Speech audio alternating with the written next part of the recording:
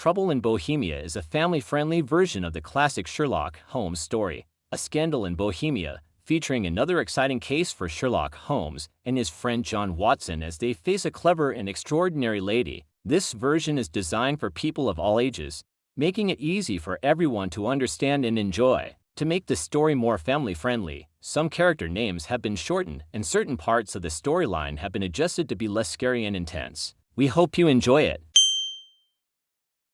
The next day, Holmes and Watson arrive near Adler's house, ready to start their clever plan. With his experience in the army and knowledge of chemistry, Watson uses some special chemicals to make lots of harmless smoke that looks like a real fire near Adler's house. Then he shouts, "Fire!" In just a few seconds, people see the smoke and think it's a real fire. They also shout, "Fire!"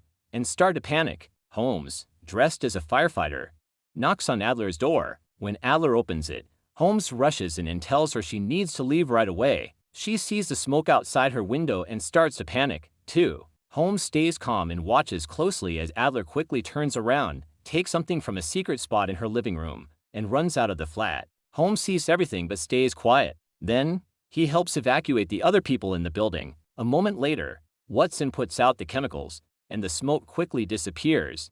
He shouts, "The fire is out." Holmes immediately plays along and says, "Okay, everyone, it's safe now, please return home calmly." Once everything settles down, Holmes leaves the scene and meets up with Watson a few blocks away. He takes off his firefighter outfit, and the two of them start walking home. Watson asks, "Did you get the photo?" Holmes shakes his head, "No, but now I know exactly where it's hidden," he says with a smile. He explains, in an emergency, people always try to save what's most important to them. For Adler, it was the photo. Holmes is happy how things are going and plans to go back to Adler's place with the king the next morning to get the photo. As they near Baker Street, a young man passes by and says, "Have a nice day, Mr. Sherlock Holmes." Holmes stops for a moment. The voice sounds familiar, but he can't figure out why just yet. The next morning, the king arrives at Baker Street early, just as Holmes asked him to. Holmes tells the king about Irene Adler's recent marriage. The king is surprised but also feels a bit better, as Holmes says it's unlikely Adler will reveal the photo now, since it might upset her husband. Holmes adds, "But don't worry, we're going to get the photo back. I already know where she's keeping it.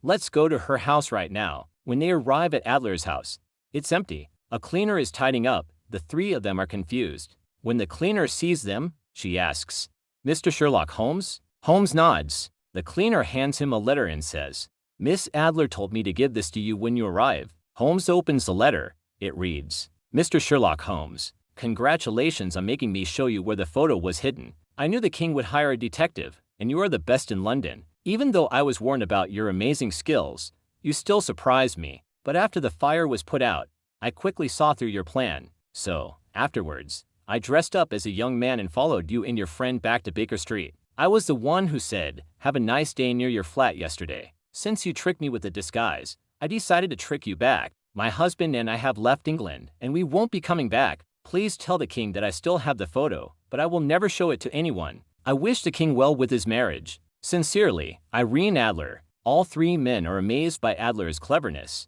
Holmes apologizes to the king for not getting the photo back, but the king is happy with the result. He knows that Adler will keep her word and never show the photo. He offers Holmes a beautiful emerald ring as a reward, but Holmes kindly refuses. The king smiles and leaves, feeling satisfied. Watson asks Holmes, "Are you okay?" Holmes smiles back. "It's never fun to be outsmarted," he admits, "but I am truly impressed by Adler's cleverness." From that day on, Holmes always called Irene Adler the Lady Adler to show his admiration. She is the only person whose smarts match his own.